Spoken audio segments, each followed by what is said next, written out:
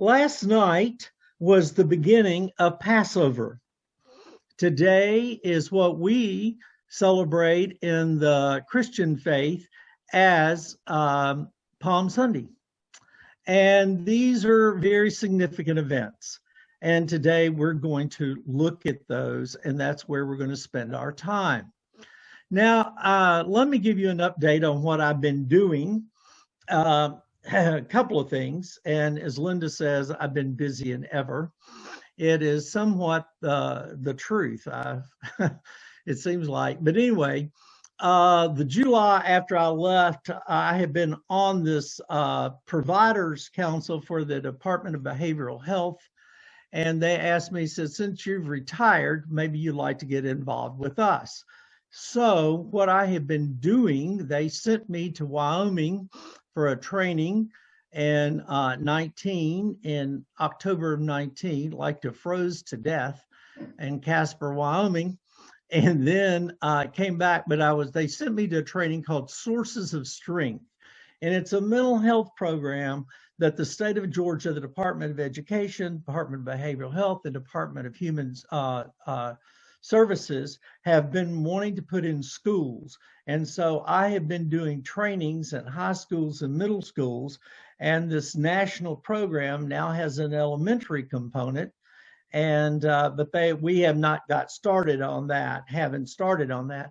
So I have been doing trainings, and this year have been doing them virtually through Zoom, like we're doing this morning, and that is something to be training middle schoolers on Zoom. And but anyway, it's been a great journey, and love that we're getting some of these mental health supports out to people. One of the things that we do on Zoom, and this is one of those little God wink things that happen, I couldn't believe it because I decided we play some games on Zoom to keep the kids engaged and the adults. And one of them, and Sally said in her promo yesterday about the roller coaster of weather. Well, one of the games we play is roller coaster. And I don't know about you, but I love riding roller coasters. I hope when I'm 100, I can still get on a roller coaster and take off, you know? But I'm sure they won't let me. But in roller coaster, you know, we raise our hands and some of us hold on, whatever it is, but at roller coaster. And so this morning, to get us started, and so that I can see you, because this is going to be participatory, and as I'm looking, that sometimes if you roller coaster, I know that you want to say something, and we can see, because I'm going to ask later on that we unmute. And unless you just want to be muted, you can then control that. But I'd like for some of us have the open mic if it doesn't get too much feedback, so that we can hear, or so that it's easier for us to have conversation. All right, let me begin by saying we're going to play a couple of things of roller coaster, and this is just sort of for you as well. I know y'all are going to say, how stupid is this? But I think it's pretty fun. All right. And I think we can all get a roller coaster on this. How many of us appreciate what Sally Darden and Linda Askew do for this class? Absolutely. And how many of us appreciate R&R Productions? You say, what's R&R Productions? That is Robert Cudno and Ron Stowe, the Zoomies that make this happen. Let's give a roller coaster for them. Okay. All right. Now I'm going to do one more, and this will get us started. How many of you, when you were young, and I presume that most of us are somewhere in the same age range, but when you were young, how many of you, when the great film, The Ten Commandments came out, did your parents take you to see The Ten Commandments with Charlton Heston and the great Cecil B. DeMille? Give a roller coaster if that happened for you. Okay. All right. I'm going to pick on a couple of you because I can. Linda, you did that. What do you remember? And Sally, I saw you. Some of the ones that you raised your hand, unmute yourself. And if you will, tell me what you remember from that film. Linda? Sally, go. I remember the spectacle of the waters parting. Absolutely. And if I remember correctly, and Linda can chime in on that, of course, Sparta School was little. I think that the one little theater we had in town allowed us to get on school buses and go there and see the movie. Is that right, Linda? Danny says that's correct. So we were all, and I don't know, I mean, we would have been elementary school, I think, when it came out. I mean, we were all bused to the Peck Theater in downtown Sparta for for the movie. So everybody saw it. I just remember how impressive it was. Yes. It's just like, this is for real. Right. No. This is the story. What? Yeah. Anybody else? Evie? No. Were y'all No. born today? I never saw it until I was an adult. And what impressed you about it even as an adult? No. Hollywood can do anything. That's pretty correct. I'm like, there was a couple of things. I remember my parents, which we didn't go to see many movies as a family, but that was one that we did go to see. I remember going to see Oh Yeller, and but this one we went to see, and like what Sally pointed out, the parting of the Red Sea. I mean, that was just, as a kid, I was just, wow. Look at this. Look at this. And I was also, one of the things, it was a little scary to me at some points, because when they showed that green going through, the angel of, the death, kind of thing, it was sort of like, wow, but you were all very impressed. Well, the reason I bring that up today is when we think of Passover, okay? When we think of Passover, and I'm going to do this, Ron and I did this little thing the other day, even though I've done it. Well, I'm going to try to get to this screen share. Ron might have to tell me what the heck I'm doing, and I don't know why it's not showing me what down the bottom. Put your arrow down the bottom of the screen, and the menu will pop up. And you share. There it is. There it goes. I remember I'm getting there. Share, then I go to, what is the next one? You go to your, did you optimize it and share the sound, which unless you're doing a video. I tell you what, this is going to get me confused just to do it. I can remember this. And so anyway, we'll just go back. Let me just go down and click stop screen share. All right, I will. As soon as I can get there, stop screen share. Where is it? Put your arrow at the bottom of the page, and a menu will pop up, and then just hit stop screen share. Well, hang on. Let me see if I can get it. I tell you what, I'll go on. Let's see, stop share. There it is. I see it. You're back. Thank you. All right. One of the things with that is that as we look at that and that spectacle and everything, what it did is God, and the whole issue of Passover is that all the things that happen, that God, all the locusts and the different things, and then finally the angel, and all of that was to show that God, here's God, and here's this passing over, that this Passover. And for the people, the Jewish people, that is one of their festive pilgrimages that they did.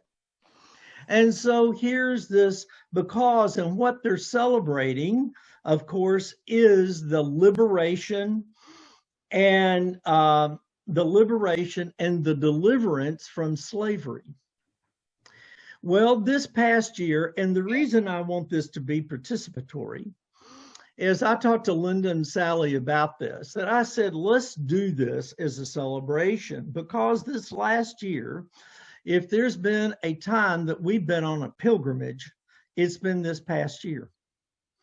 We have been, in some ways, if you want it, it's this whole thing with COVID and so many other things. That's the reason that I think that this is a real time for us, that this has been probably very real to us, that we have a new understanding of what this looks like, you know, the deliverance, the liberation. I don't know how many of you can give a thing, roller coaster, how many of you, I would presume most of you have had your vaccination. You know what a roller coaster of that? All right, as I call it, somebody the other day, I said, I'm bona fide, you know, now.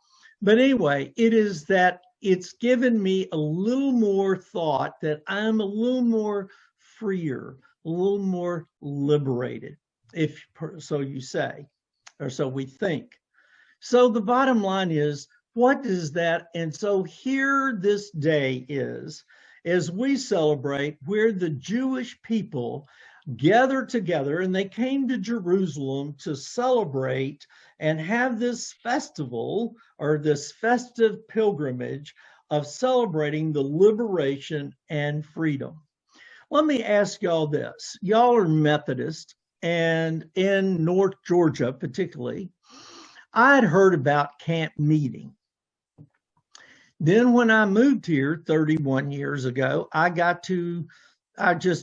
became very real, because here was the Antioch campground. And then there's the Mossy Creek, and there's the Lumpkin, you know, their area, the Lumpkin one over here in Dawsonville. How many of y'all grew up? Anybody want to say, how many of you grew up going to camp meeting? Any of y'all? All right, Ron did.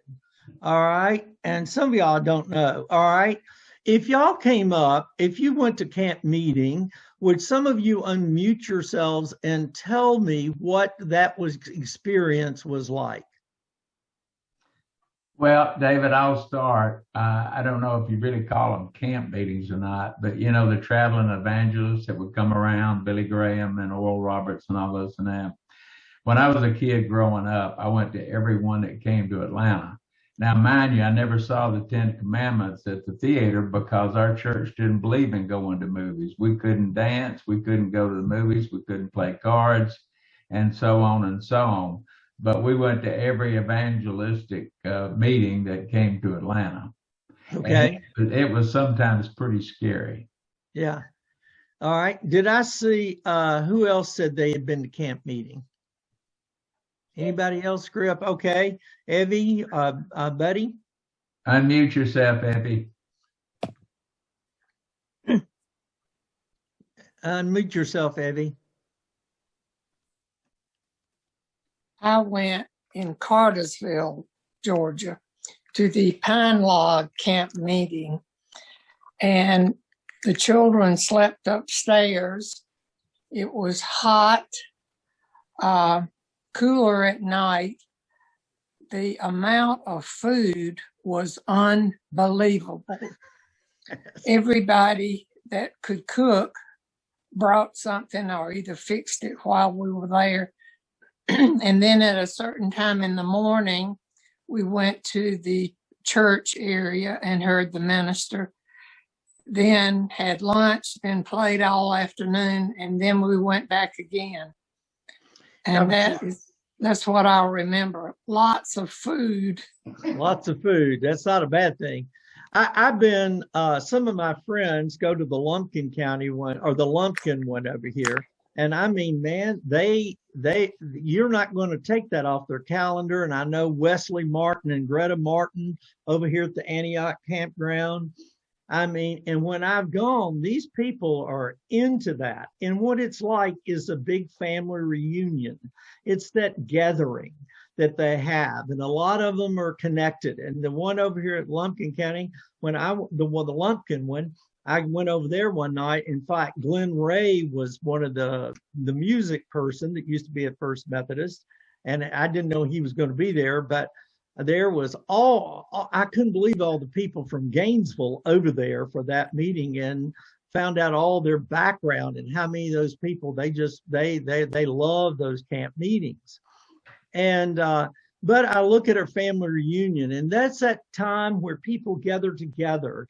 And when they come together, here they're sharing in their experience.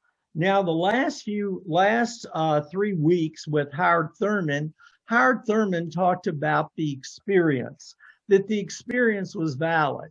And for us, it's our experience. In the last year, what we've experienced, and what I call it, like the big movie spectacle, when and how did God show up for us during that time? Where did God show up for us this last year in this very different kind of a year? And I know that you have experiences to where God showed up. I will share mine. I will start out. I'm not going to ask you to share without me sharing. And there's so many times that I've seen God show up this year. One of them, in which some of y'all know, but my mother passed away December the 7th. And what happened with us on that, here it was, mother was in an assisted living this last year. And so it became, in Kentucky, they shut down in March before we did down here. But we couldn't see her. When we got her apartment, we put her in the courtyard side. But the way that building was built, we couldn't access the courtyard. We couldn't go to her window. So we were totally reliant on the phone, which the phone became a great vessel for us to be connected to our mom. But in that, there was all kinds of complications this year, and sometimes that. But then, and then mother's hearing it got so bad, we tried to get a new phone, and she couldn't work the new phone. So there, when we tried to get a more amplified phone so she could hear us, that all fell down. And then here stepped in this young lady, Shala. She was the new director of activities director. And she said, I'll come and let y'all FaceTime with your mother. You don't know what a God thing that was. For us to be, and for that where we were liberated, literally, we were so confined and so concerned because we couldn't see her and see what was going on. And then as things transpired with her death and how that all happened, I just felt and saw how God liberated and freed not only my mother from the dementia that she had, but also how God's love and grace came through people, but also how it, the morning of her death, I had read a Richard Rohr devotional, and it was talking about the fullness of God. And that part of Advent was all about the fullness of God and birth continually. And I remember writing some birthday messages after that. And this is about 5:30 in the morning. And in that, after reading his devotional, I said, maybe today is going to be Mom's new birthday, her new birth. And literally at 7:30, 2 hours later, I'm in Walmart buying food, and my brother calls, and I knew what the call was. And while it was all that it was, Mom's gone, but at the same time, I knew that she had fully experienced what Advent was about. She had encountered the Christ fully. She had encountered God fully. And that was very comforting. God showed up. Okay?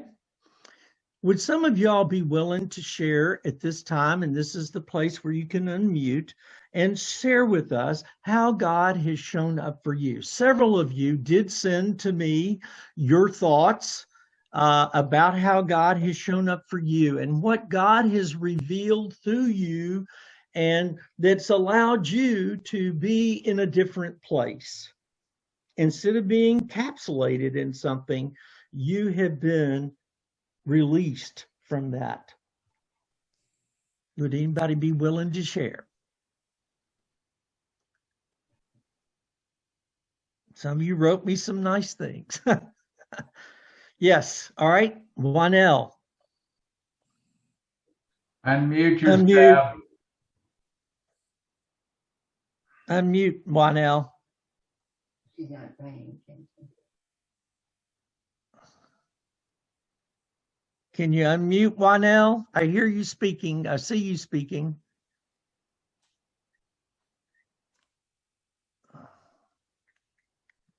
I haven't. What? I haven't. All right. 1L, can y'all unmute? And It should be a little 3-dot thing up in the corner you can hit and on Right. that. Now is it unmuted? It is. Thank you. Right. Well, what we experienced, we have 5 grandchildren, and 2 of them got married back in September. Mm. And I was told, Mother, you cannot go. You're not invited to either. Well, Jim and Cohen live in Brooklyn.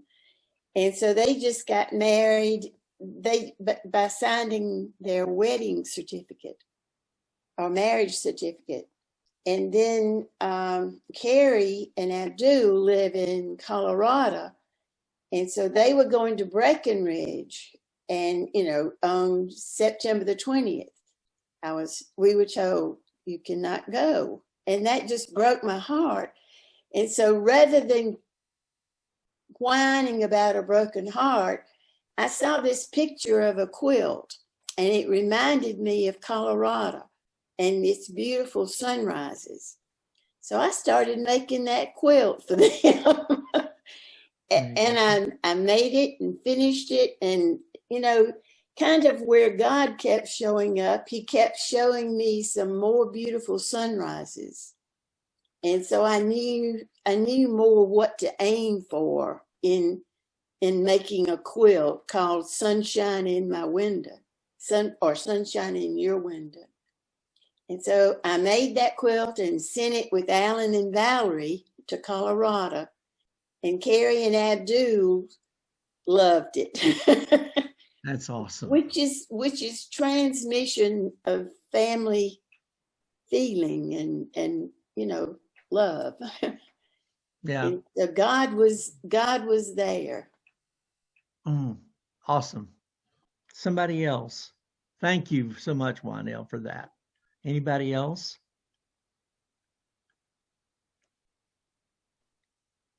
All right, y'all are a very, all right, Sally, go for it. David, one of the things that I think became very evident to me over the past year was that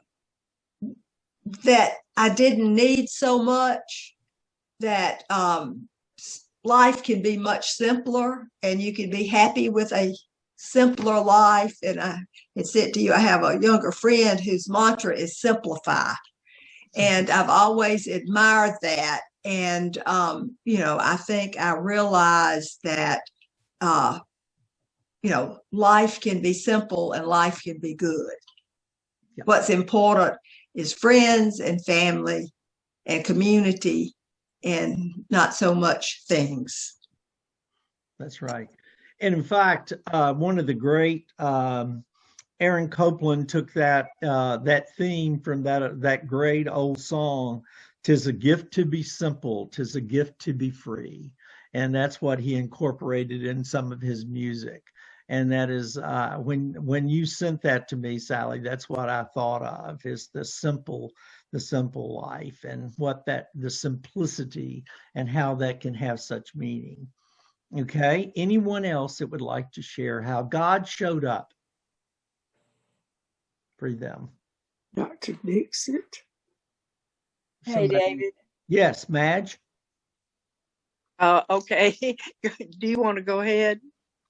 Well, Madge, you go ahead. You go ahead. all right. Thank you. We have 4 little great grandchildren, and but another one married last summer, and a little bit older than we were when we married, and so they were real anxious to have a baby, and finally they got pregnant, and everybody was so excited. And but I'm not a seamstress like Winnell is, so I couldn't do that. But I sat down and wrote them a letter. I meaningful to keep it, just telling them how their lives were going to change and how wonderful it would be, and all the things to look forward to. And they wrote back and said they both were in tears when they read it. So I think God helped me write that. Absolutely. And, How God showed up. Exactly. mhm. Anybody else? Hey, David. Yes. Hey, Nancy. Hey, Nancy, there you are. Yes. Well, I know one thing I did, and I know a lot of you probably did also. I was outside so much and discovered so many beautiful spots in Gainesville where I have never been. And it gave me a lot of peace. And often we try to find a place on the lake to watch the sunset. And that's the simpler life that didn't cost me a penny, except for gas to drive somewhere. And So, that is, it's thankful. the revelation. And I think sometimes if we will allow ourselves, that all at once that freedom comes. Anybody else? Thank you, Nancy, for sharing that. All right, I see Ellen. Yes, I just wanted to say that we've certainly experienced God's being with us during this past year when we lost our daughter a year ago, this past Friday, I believe it was, the 26th of March last year. And it was a total shock. Her death was a total shock, as most of you know, I think. But somehow we have managed to be very positive, and it's not that we don't miss her and that we're not upset over that loss, but good things. Yeah, our children have always been close, as children are, but they have become even closer since this has happened. And it's just, our friends have said, you're doing so well. Well, I don't know that we're doing so well, but God is doing well by us. And so we're okay. And I just wanted to say that. And we appreciate the love and support we felt from the cross size class and just from First Methodist Church that we have been a part of for 51 years now. And also, I'd like to say that I know that there are other people in our class who in the past have lost very close members, children, other family members. And as we know, Janice has just lost her grandson. And the example that those people have set for us, for those of us who have more recently lost someone, has been inspiring. So thank you. Thank you. Thank you. David? Yes. Hi, this is Mindy. Hey, Mindy. Hey, how are you? I'm great. Good.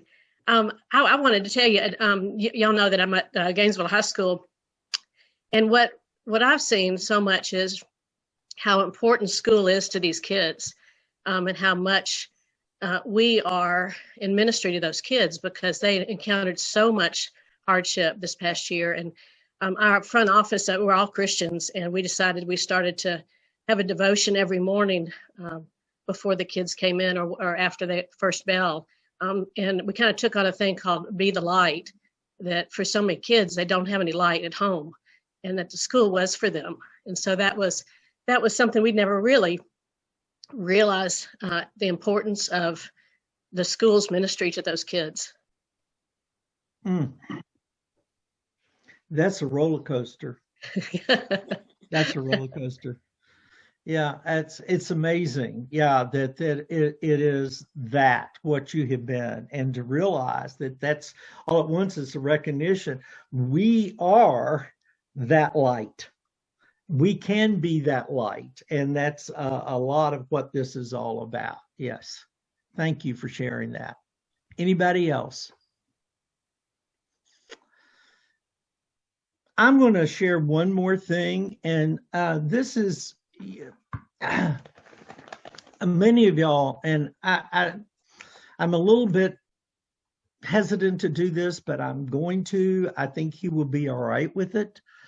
Many of y'all knew, and some of you may not have known them, but John and Mary D. Graham. All right, many of y'all know John and Mary D. Graham.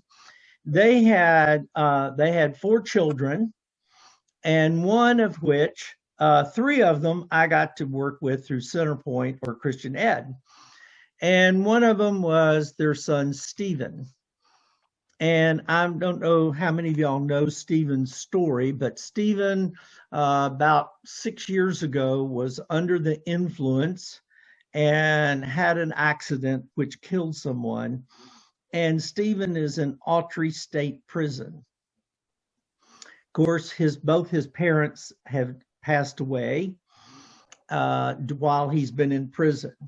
But Stephen and I have been corresponding. And I will say to you that when I got a letter from him Friday, and one of them had been returned, and he had sent it in again. And he said, I hope this gets to you. But let me tell you how God has shown up. In this letter that was returned, I told him about, which some of y'all know, that I've been doing some renovation on my house, which seems like it will never end because I'm trying to do some of it myself. And I was writing to him about what was going on with the renovation in my house. And here was his response. He said, you know, I'm undergoing renovation as well. I'm undergoing renovation as well, and have been. He said, I am in the best shape of my life spiritually. That is so humbling to me. Now, I also give you a context that I had sent him a Christmas card, and he writes me afterwards, and he said, I've got to tell you what has happened for me. He said, and this year, for whatever reason, usually I'll get the Madonna and Child Christmas stamps and send those out. But this year I thought I'm going to send out these Happy Santa Clauses stamps. He said, David, the stamp was not tore off or marked through, and I got to see that beautiful Santa Claus. But not only that, I got to open, he said, I don't know how it got through, but I got to open that card. And that is the first time I have opened anything in 6 years. Now, all that to say, back to where Sally had expressed, the simple things. And I've watched this young man over the years, what he does in almost every letter. And this one, he said in one, and I'm going to show you right here. This is what he writes on these little yellow pads. Here's what he said, and I keep a file of some of his letters because they're so inspiring. But a lot of times he writes around the edges, and he does a lot of times, I was blind, but now I see, part of Amazing Grace. But in here he says, because of something that had happened in the prison, God continues to take care of everything. And I know he will take care of me. Is that not, that to me, God has shown up so much through this young man. The thing that he reveals to me shows me how much, even when he is literally in prison, but how it has freed him. And one of the things that it has taught him in this is that he loves teaching. And he's been teaching the fellow inmates the GED program and other things. And he just says, I love teaching. And one young man couldn't read, and he's been teaching him to read. And it's inspirational how God has passed over, not only over in protection, but passed through. And isn't that what this is about? Isn't that a reason to celebrate? Okay. As we look at this, God passing through, and a lot of times it's when we least expect it. And when I started writing Stephen, I was writing Stephen because I knew John and Mary D. And my friend Mariana Monty was writing him, and I got her address, got the address, and I started writing Stephen. But man, has God revealed through this experience to me, and certainly showed me things in the process. Okay. Let me say that when we think of the Passover and how that, as y'all know, I speak with my hands, so there it goes. It is God passing over, but it's just that protection, how God protects us, how God goes through us and brings us to these new places in our lives that we did not know and did not probably we discover about ourselves. I don't know if y'all know of Wintley Phipps. He is a gospel singer.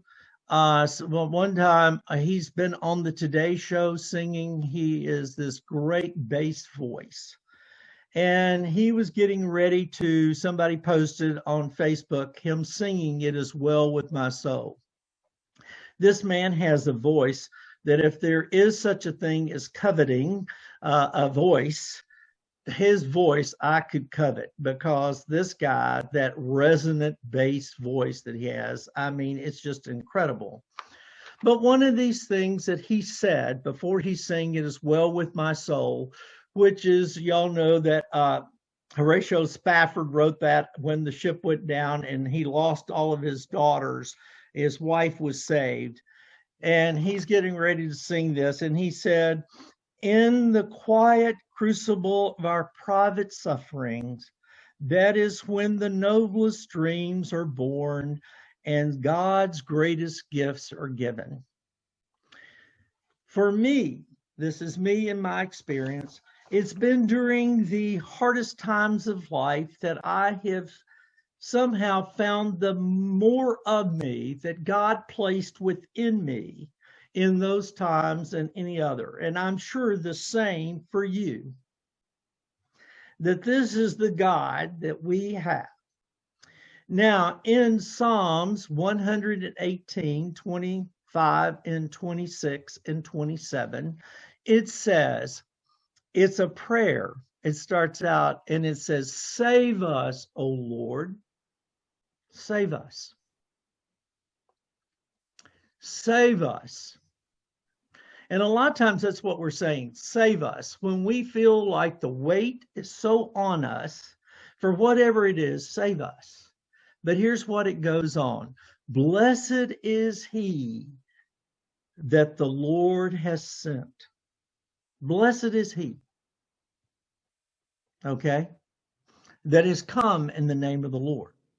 So here on this Palm Sunday, here we see, as we celebrate Jesus's entry into Jerusalem. And let's think about that a little bit, folks.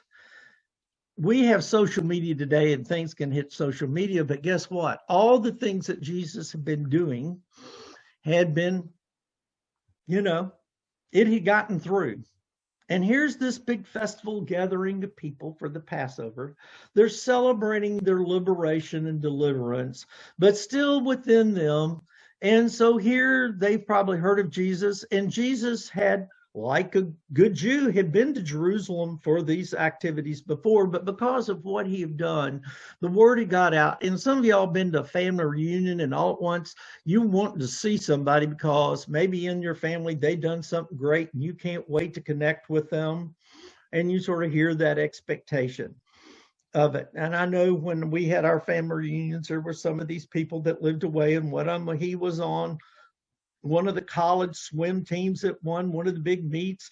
And as a little kid, I thought, wow, look at him, or there was that thing about them. It was a mystique about them anyway. And so here Christ comes in. And in some ways, the people are still thinking of deliverance and liberation and what this person maybe this is it. They didn't know. But in that, as they put the palms, which came from the Maccabees, when the freedom of Maccabees, and that was a sign of liberation. So here they are throwing these palms, and so here it is. Now I want you to hear the rest of this. It says, from the house of the Lord, we give that blessings from the house of the Lord, which is us. We're the house of the Lord, so it's blessings from us as well. It's not just that it's coming from God or who is coming in the name of the Lord, but it is coming through us. And so some of you have told how this revelations and different things have shown up, okay? Which is that community. Here's this community of people. And so it's where God is being revealed. God is coming through. And so here we have this. And then it says in 27 in that, and I had that on my slide, and it says, but what it talks about, the light of God has descended upon us. It is here, the light of God. And so today, in all of this is when save us. But guess what? The light of God has come through. And the light of God, that hope, the love, the strength, the grace, the mercy, those things are with us. Sometimes we fail to see that. But then all at once we realize it's the light of God, because that beacon of hope is what's going to get us through. That reveals our strengths, reveals what will take us and how we can come together. I know for Jim and Ellen, they've said in their thing what this class and the church has meant to them. And how that expression showed up for them, and how people, I know for myself, the notes, the touches with my mother's passing, it meant the world to me. The calls, the things that people did during this time was incredible. And even though, in fact, we couldn't have a regular service like Lynell was talking about with her weddings, still it all came through. The light came through all of that. Okay? And if we look at that, that is what today's about. And so it is a time of celebration that God has shown up in our lives, and we should never take that lightly. It doesn't have to be a big event, but it can happen in the smallest of things, like this letter. A simple letter, a simple word can make the difference and can show light when we, at that moment in time, might be in a dark place, or a place where we're feeling constricted, and all at once we are freed to experience God, to experience fully who we are. Thus saith the Lord. Thus is God. And this is the reason we celebrate this time of year, Palm Sunday and Passover, that they are intrinsically linked, that it reveals who God is, that he's always going to show us light in all things. Can we pray at this time?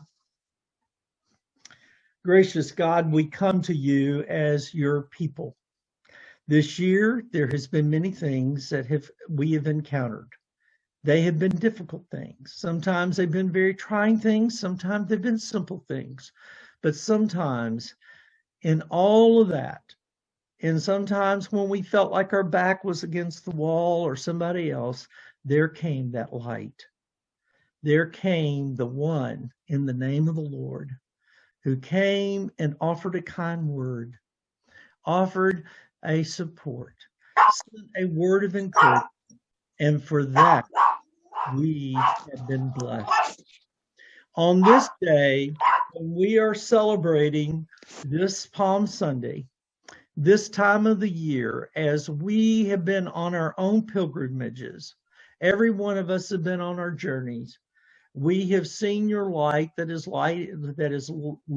given us the light to our path, that we could put one foot and continue going, that has given us strength, that has given us the hope, the faith, given us the love, the courage to keep moving forward and to be your people.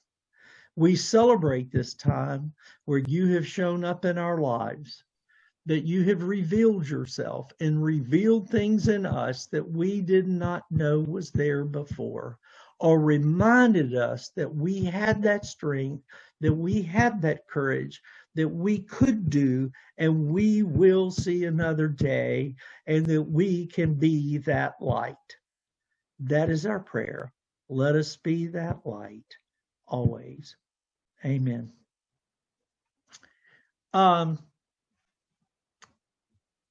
Next week, not next week, and what time are we running on? Hey, I'm doing pretty good. Anybody have any comments? And I'm going to talk a little bit about what we're going to do 2 weeks from today. Anybody have any comments, any thoughts? I want this to be a time of sharing.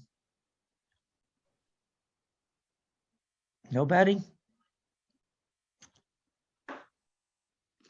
Let me say to you that, again, I appreciate those who sent me thoughts. I consider that a gift. And thank you for that. What we're going to be doing 2 weeks from today is we're going to be looking, this is the Sunday after Easter, and we're going to be looking at I know it seems, I'm sticking to a very, what do I call it? A very traditional time of celebration. We're going to look at the Emmaus, the road to Emmaus, and the experience on that, and see what we can glean from that as we continue on our pilgrimage.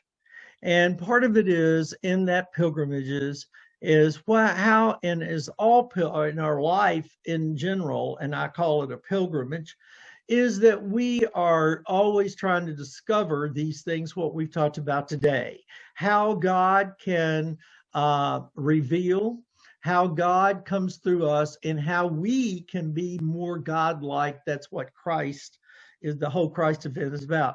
We become little Christ. And how do we do that more fully, as we talked about earlier? And that's always a challenge for me. I'm constantly looking at it. I do things that I hope that I'm trying to be more of that, even in my failings, that there are things there that I pick up and do that gets me closer to that and that reveal. I'm going to share one more story with you where revelation and how this takes place in my own life. And I'm going to give this as a sort of a tribute to my mom. Back in 2013, on June 26th, first of all, let me give a little context. Mother was, I went home for Christmas that year, and I noticed that things were off with my mother. Mother, who had a menu and she could put out some food.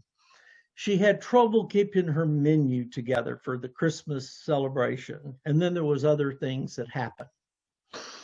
And when you were living with her 24/7, as I was for those few days, I realized that something was off. And I got with my brothers and I said, there's something off with Mom. We've got to deal with this. So my brother took her and she was diagnosed, and my mother was a sharp cookie. She was diagnosed with early onset of Alzheimer's. I sometimes questioned that, but it was dementia, definitely. So I questioned the Alzheimer's, but dementia. Then she had that, and she was still living out in the house on the farm. And there came a big storm, which we've had this week, and it caused the big power line that went through the farm to jerk, which then jerked the power lines into the house that caused a fire. Now, you have to realize that she had just told me, she said, I can't believe that it's going to be a big storm. They're saying there's a storm coming, but it's sunshiny here. And she said, well, I don't have a good place to get. And I told her to go get in this closet in the middle of the house. And I'm literally, I don't know what it is about me in the grocery store, but I was at the grocery store and my brother called and says, anybody called you? And I said, no. And he said, the next door neighbors have called and said, Mother's house is on fire. Okay. So the reality is that I go to Kentucky after that, and she says she doesn't want to live with us. She said, I said, Mother, you can live with the three of us until we get the house. No, I don't want to live with you. I want to be in a place of my own. So we put her in assisted living. And for the first few weeks, she said, when's my house going to be ready? But within a month, I call her and she says, David, I need to talk to you. Y'all can do with the house and the farm what you want to. I would have never I don't think God caused that fire to my house. But during this time, God has revealed to me that this is my new home. This is where I need to be. This is my new home. For God revealed not only to her, which is traumatic, that she learned she was losing her mind, basically. Her mind was going to be altered, and she never fully lost that, which we're blessed beyond measure.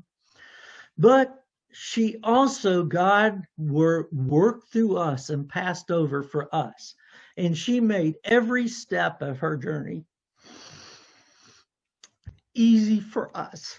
God revealing himself through that experience.